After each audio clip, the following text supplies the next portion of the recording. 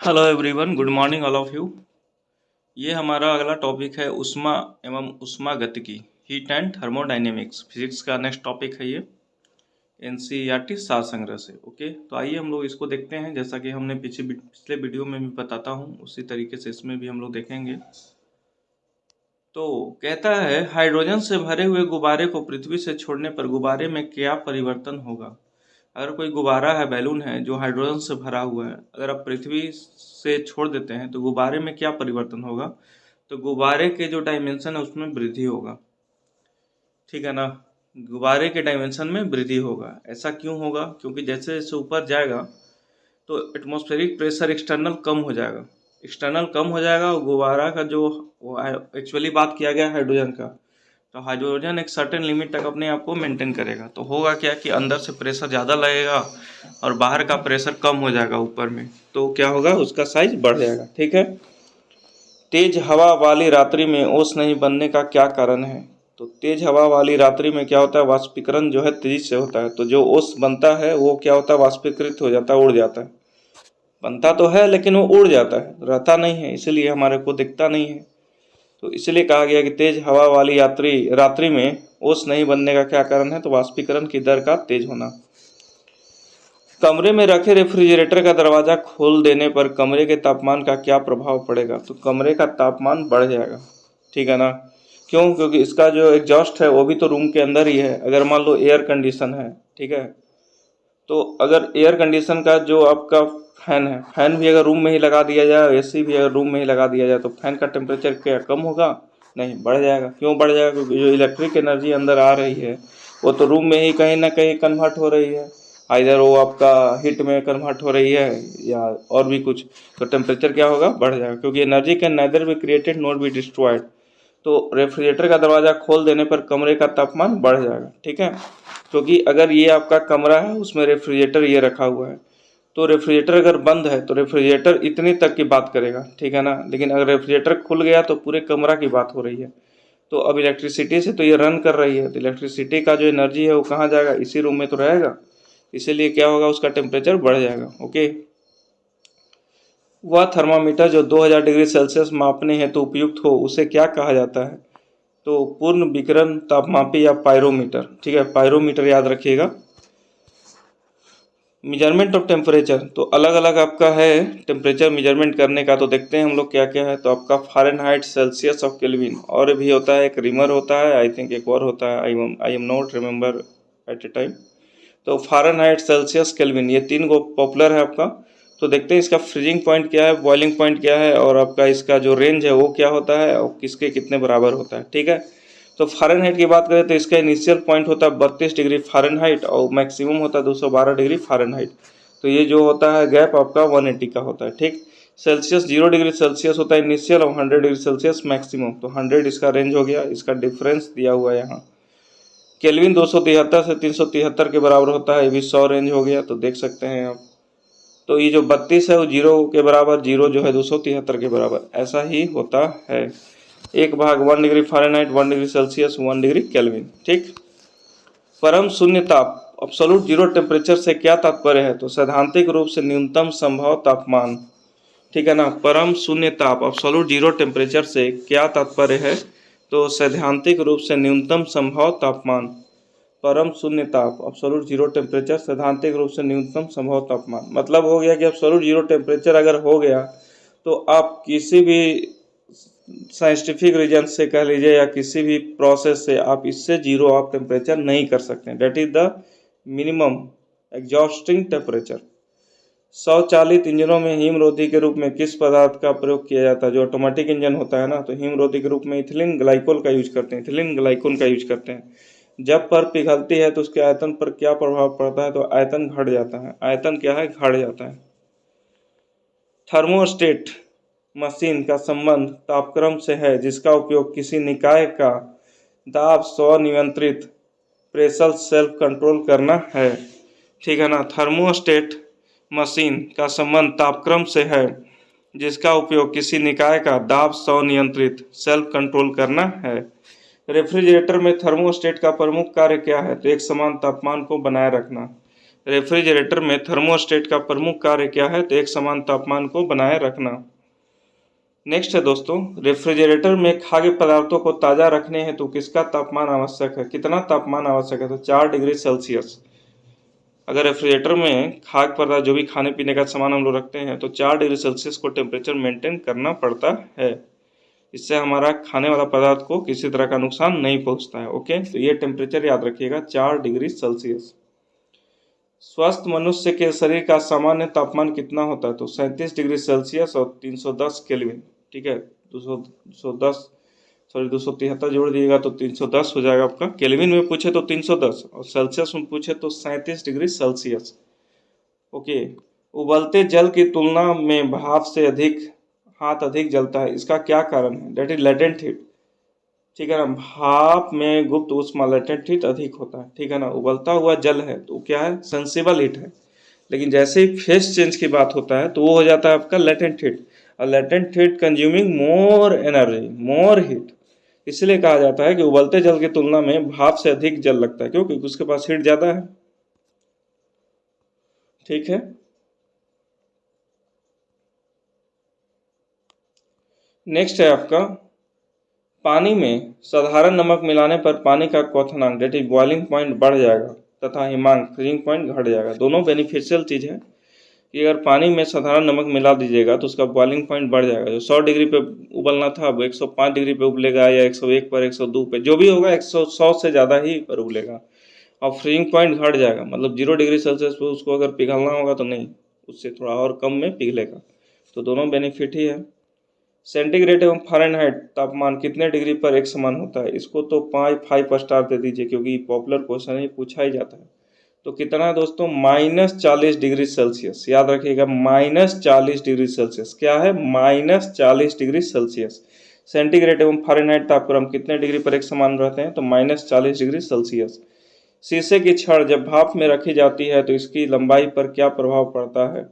तो लंबाई बढ़ जाती है। ठीक, लंबाई बढ़ जाती है due to heat consuming. Heat इसमें जाता है तो इसका एक्सटेंशन हो जाता है लेंथ का। इसलिए देखते होंगे जो हमारा रेलवे का ट्रैक होता है तो बीच में ज्वाइंट के जगह आपका कुछ गैप छोड़ा जाता है। क्यों? ताकि गर्मी के टेम्परेचर से इसका लेंथ बढ़ जाता है, तो ऐसा ना हो कि ये मुड़ ना जाए, तो सीधा रहे इसके लिए अपना थोड़ा सा एक लेंथ बढ़ने तक गैप रखा जाता है। ठीक, कहता है आगे कि सर्दियों में लोहे के टुकड़े और लकड़ी के टुकड़े को छूने पर लोहे का टुकड़ा ठंडा क्यों लगता है? बिल्कुल ठंडा तो लगेगा ही। क्यों? क्योंकि इसका जो हीट ट्रांसफर कैपेसिटी बहुत ज़्यादा है लोहे का। तो लकड़ी की तुलना में लोहा का अधिक सुचालक है। ठीक है, कंडक्टिविटी की बात करें, कंडक्टर की बात करें तो आपका जो है लोहा ज़्यादा है एज कम्पेयर टू लकड़ी। लकड़ी क्या है? लकड़ी तो इंसुलेटर है, तो वो तो हीट को इधर उधर ट्रांसफर करेगा नहीं। तो यही बात है। यदि वायु का तापमान बढ़ता है तो उसकी जलवाष्प ग्रहण करने की क्षमता पर क्या प्रभाव पड़ता है? तो बढ़ेगा। आप देखते होंगे गर्मियों में कूलर में पानी भरते भरते हम परेशान रहते हैं। क्यों? क्योंकि जैसे जैसे तापमान बढ़ता है तो जो हवाएं को ठंडा करने के लिए जो पानी गिरते रहती है वो वाष्पीकृत होती रहती है, तो पानी डालते रहिए पानी खत्म हो जाता है। तो ऐसा क्यों होता है? Due to increase in temperature. Okay, पदार्थ की ऊष्माधारता थर्मल कैपेसिटी किस पर निर्भर करती है? तो पदार्थ की विशिष्ट ऊष्मा पर। ठीक, साफ मेघ रहित रातों की तुलना में मेघाच्छादित रातें अपेक्षाकृत अधिक गर्म होती हैं क्योंकि बादल पृथ्वी तथा हवा से ऊष्मा के विकिरण को रोकते हैं। ठीक है ना, साफ मेघ रहित रातों की तुलना में मेघाच्छादित रातें अपेक्षाकृत अधिक गर्म होती है क्योंकि बादल पृथ्वी तथा हवा से ऊष्मा के विकिरण को रोकते हैं। जब जल को 0 डिग्री सेल्सियस से 10 डिग्री सेल्सियस तक गर्म किया जाता है तब इसके आयतन पर क्या प्रभाव पड़ता है? तो पहले क्या है? घटता है फिर बढ़ता है। याद रखिएगा इसको, बहुत ही कंसेप्चुअल क्वेश्चन है, तो इस पर डिस्कस करने लगे तो लंबा डिस्कशन होगा, इसलिए इतना याद रखिए कि जब जल को 0 डिग्री सेल्सियस से 10 डिग्री सेल्सियस तक गर्म किया जाता है तब इसके आयतन पर क्या प्रभाव पड़ेगा? तो पहले घटता है फिर बढ़ता है। दाब बढ़ने पर जल के क्वथनांक पर क्या प्रभाव पड़ेगा? तो जल का क्वथनांक बढ़ेगा। दाब बढ़ने पर जल के क्वथनांक पर क्या प्रभाव पड़ेगा? तो जल का क्वथनांक बढ़ेगा।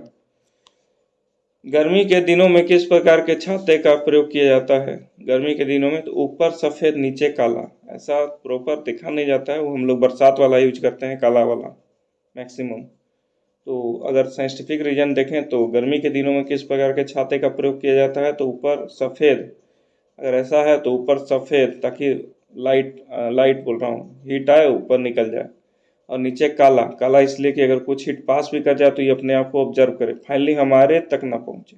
ओके।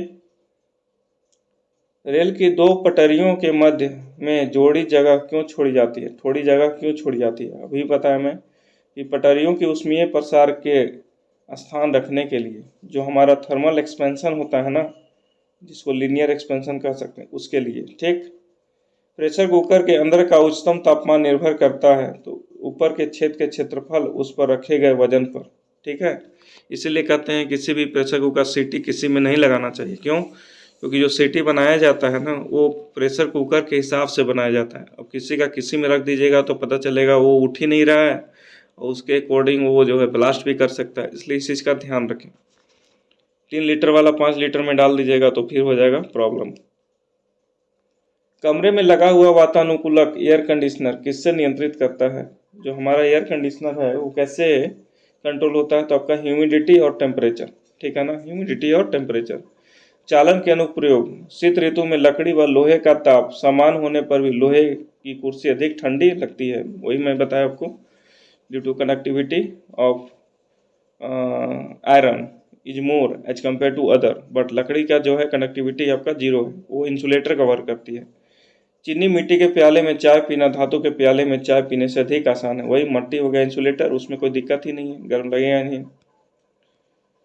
शुष्क बैटरी, ड्राई बैटरी में अमोनियम क्लोराइड और जिंक क्लोराइड विद्युत अपघट्यों का प्रयोग किया जाता है। जो शुष्क बैटरी होता है ना, उसमें अमोनियम क्लोराइड और जिंक क्लोराइड विद्युत अपघट्यों का प्रयोग किया जाता है। आगे कहता है डेजर्ट कूलर द्वारा शीतकलन। ठीक है, डेजर्ट कूलर द्वारा शीतलन किस सिद्धांत के आधार पर कार्य करता है? डेजर्ट कूलर द्वारा शीतलन किस सिद्धांत पर कार्य करता है? तो आपका वाष्पन शीतलन के सिद्धांत पर। ठीक है, डेजर्ट कूलर का शीतलन किस सिद्धांत के आधार पर कार्य करता है? तो वाष्पन शीतलन के सिद्धांत पर। किस तरल की विशिष्ट ऊष्मा स्पेसिफिक हीट सर्वाधिक होती है? तो जल। किस तरल की विशिष्ट ऊष्मा सर्वाधिक होती है? तो जल। इसीलिए जल का हम लोग हमेशा हर जगह यूज करते हैं, यूनिवर्सल है आपका। जैसे गाड़ियों में देखते होंगे जल डाल देता है लोग एज ए कूलिंग। ठीक है ना, इंजन को कूलिंग करने के लिए जल हम लोग डाल देते हैं। पसीने स्वेट को हमारे शरीर में क्या भूमिका है? तो यह शरीर का ताप नियंत्रित रखने में सहायक है। बहुत ही अच्छा चीज़ है ये। अगर पसीना आपको आता है इसका मतलब you are in good health. तो यह शरीर का ताप नियंत्रित रखने में सहायक है।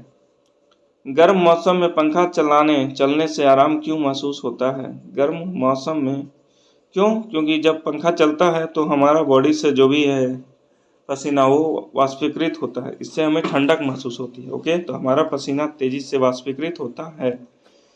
मिट्टी के घड़े में जल क्यों ठंडा रहता है? वाष्पीकरण के कारण। ठीक है ना, मिट्टी के घड़े में जल क्यों ठंडा रहता है? तो वाष्पीकरण के कारण। संवहन के अनुप्रयोग, विद्युत बल्ब में लगे तंतु को गलने से बचाने के लिए। ठीक है, विद्युत बल्ब में जो तंतु लगा होता है उसको गलने से बचाने के लिए। पृथ्वी का वायुमंडल संवहन द्वारा ही गर्म होता है। मोटर कार का रेडिएटर शीतलन तंत्र भी संवहन सिद्धांत पर कार्य करता है।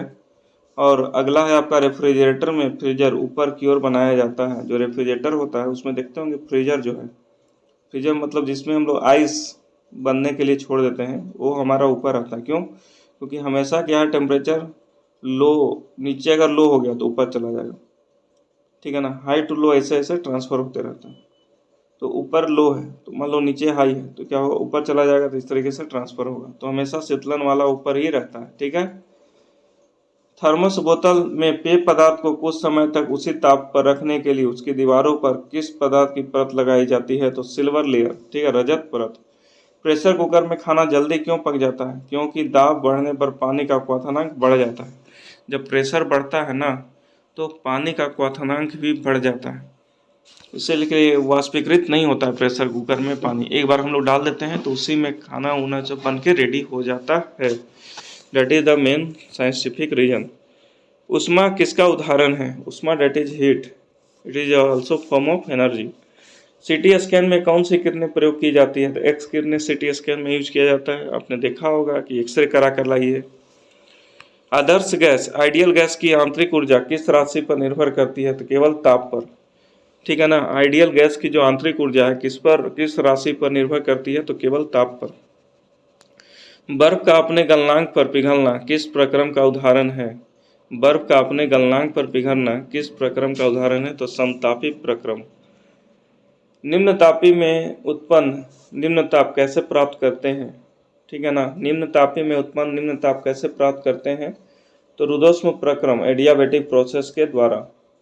1 किलो कैलोरी ऊष्मा कितने जूल या कार्य के तुल्य है? तो 4.18 इंटू 10⁻³ जूल कार्य के तुल्य। ये याद रखिएगा, 4.18 इंटू 10⁻³ जूल कार्य के तुल्य, ठीक है ना। 1 किलो कैलोरी ऊष्मा कितने जूल कार्य के तुल्य है? तो 4.18 इंटू 10⁻³ जूल कार्य के तुल्य। नेक्स्ट कहता है विकिरण के अनुप्रयोग। सूर्य की ऊष्मा पृथ्वी तक विकिरण के रूप में पहुंचती है। जो सूर्य का ऊष्मा है जहाँ पृथ्वी तक विकिरण के रूप में पहुंचती है। पॉलिश किए गए जूते धूप में जल्दी गर्म नहीं होते। क्यों? क्योंकि पॉलिश हो गया तो उसका ऑब्जर्वेंट कैपेसिटी कम हो गया। क्यों? क्योंकि छिद्र सारा भर गया तो रिफ्लेक्ट करने का कोशिश करता है, ठीक है ना। That is the main reason. अब है आपका कि जल का घनत्व किस ताप पर अधिकतम होता है? तो आपको बताया था 4 डिग्री सेल्सियस पर अधिकतम होता है। और इसी टेम्परेचर को हमारा रेफ्रिजरेटर भी मेंटेन करता है अपने आप को, ताकि खाद्य पदार्थ हमारा खराब न हो। ऊष्मागतिकी का प्रथम नियम, that is thermodynamic first law, किस आधार की पुष्टि करता है? तो एनर्जी कंजर्वेशन की। हमारा फर्स्ट लॉ ऑफ थर्मोडायनेमिक्स ये कहता है energy neither be created not be destroyed, it can only change one form to another. तो वही एनर्जी कंजर्वेशन की बात करता है हमारा फर्स्ट लॉ। जब किसी कांच की बोतल में पानी भरा जाता है तो उसे बंद करके जमने दिया जाता है तो बोतल टूट जाती है। क्यों? क्योंकि जैसे जैसे ठंडा होता है पानी का वॉल्यूम बढ़ते जाता है। इसलिए क्या होता है कि क्योंकि पानी जमने पर फैलता है। अगर आपने बोतल पूरी तरीके से भर दिया है तो वॉल्यूम तो बढ़ेगा ही बढ़ेगा, तो इसलिए क्या होगा, ब्लास्ट कर सकता है। इसलिए जब भी पानी को भरने के लिए रखें आइस कंटेनर में तो थोड़ा सा उसको कम करके रखें, ठीक है। ऊंचाई बढ़ने के साथ जल का क्वथनांक क्यों घटता है? क्योंकि ऊंचाई बढ़ने के साथ वायुदाब घटता है। जैसे जैसे हम लोग ऊपर जाते हैं ना दोस्त, तो एटमॉस्फेरिक प्रेशर कम होता है, ठीक है। ऊंचे पहाड़ों पर सदैव बर्फ जमी रहती है क्योंकि ऊंचे पहाड़ों पर तापमान प्रायः हिमांक से कम रहता है, अतः यहाँ वहाँ वातावरण की जलवाष्प जमकर बर्फ बन जाती है, ठीक है। ऊंचे पहाड़ों पर सदैव बर्फ जमी रहती है क्योंकि ऊंचे पहाड़ों पर तापमान प्रायः हिमांक से कम रहता है, अतः वहाँ वातावरण की जलवाष्प जमकर बर्फ बन जाती है। ठोस कपूर से वाष्प बनने की प्रक्रिया को क्या कहते हैं? तो सब्लिमेशन। ठोस कपूर से वाष्प बनने की प्रक्रिया को क्या कहते हैं? सब्लिमेशन। ऊष्मा किस प्रकार प्रक्रिया द्वारा तीव्र गति से स्थानांतरित होती है? तो आपका हो जाएगा विकिरण, ठीक है ना। ऊष्मा किस प्रक्रिया द्वारा तीव्र गति से स्थानांतरित होती है? तो आपका हो जाएगा विकिरण। किसी पदार्थ का तापमान परिवर्तन किए बिना द्रव से गैस में परिवर्तन करने के लिए आवश्यक ऊष्मा को क्या कहते हैं? तो वाष्पन की गुप्त ऊष्मा। किसी पदार्थ का तापमान परिवर्तन किए बिना द्रव से गैस में परिवर्तन करने के लिए आवश्यक ऊष्मा को क्या कहते हैं? वाष्पन की गुप्त ऊष्मा। ब्लैक बॉडी किससे उत्सर्जित करता है? तो सभी तरंगधारे का विकिरण। ब्लैक बॉडी क्या है? सारे को जो है उत्सर्जित करता है। एथिल अल्कोहल किस तापमान पर जमता है? तो 114 डिग्री सेल्सियस। एथिल अल्कोहल आपका 114 डिग्री सेल्सियस पर जम जाता है, ठीक है। तारों के अंदर ऊर्जा उत्पादन के लिए कौन सी अभिक्रियाएं होती है? तारों के अंदर जो है ना ऊर्जा उत्पादन के लिए, तो होगा थर्मल न्यूक्लियर रिएक्शन, ताप नाभिकीय अभिक्रियाएं होती है तारों के अंदर। तारों का रंग क्या प्रदर्शित करता है? तो उसका तापमान, क्योंकि कोई तारा बहुत चमकता है कोई कम चमकता है, that is his temperature. Temperature के हिसाब से उसका चमकना तय होता है हम लोगों के लिए, क्योंकि हम लोग बहुत दूर हैं। एथेनॉल के वाणिज्यिक उत्पादन के लिए किस खमीर ईस्ट का उपयोग किया जाता है? तो सेक्रोमाइसिस सेरेसी। सेक्रोमाइसिस सेरेसी। ऊनी कपड़े शरीर को गर्म क्यों रखते हैं? क्योंकि ऊन ऊष्मा का एक खराब चालक है। जो ऊन है ना हमारा, जो ऊनी कपड़ा है, that is the bad conductor of heat. वो अगर आप बॉडी है, ठीक है, आपने ऊनी कपड़ा पहन लिया तो ये हीट को अंदर से बाहर न बाहर से अंदर जाने देगा। इससे क्या है, टेम्परेचर मेंटेन रहता है बॉडी का। ऊष्मा की वह मात्रा जो किसी पदार्थ के 1 किलोग्राम तापमान द्रव्यमान को उसके क्वथनांक बिंदु बॉइलिंग पॉइंट पर वाष्प में परिवर्तित करने के लिए प्रदान की जाती है, उसे वाष्पन की गुप्त ऊष्मा लेटेंट हीट ऑफ वेपोराइजेशन कहा जाता है। ठीक है ना। ऊष्मा की वह मात्रा जो किसी पदार्थ के 1 किलोग्राम द्रव्यमान को उसके क्वथनांक बिंदु बॉइलिंग पॉइंट पर वाष्प में परिवर्तन करने के लिए प्रदान की जाती है, तो उसे वाष्पन की गुप्त ऊष्मा लेटेंट हीट ऑफ वेपोराइजेशन कहा जाता है। नेक्स्ट कहता है आपका कि गर्मियों में सफ़ेद कपड़े पहनना अधिक आरामदायक होता है, क्योंकि सफ़ेद कपड़े ऊष्मा का अधिकांश भाग परिवर्तित कर देते हैं। सफ़ेद क्या होता है, कुछ रखता ही नहीं, वह सब वापस कर देता है, इसलिए तो ये सफ़ेद है। जैसे आप समझिए कोई रेड कलर को आप देख पाते हैं, इसका मतलब रेड कलर अंदर ये रख लेता है, बाकी को रिफ्लेक्ट कर देता है। तो जो रख लिया वही तो हमें दिखेगा।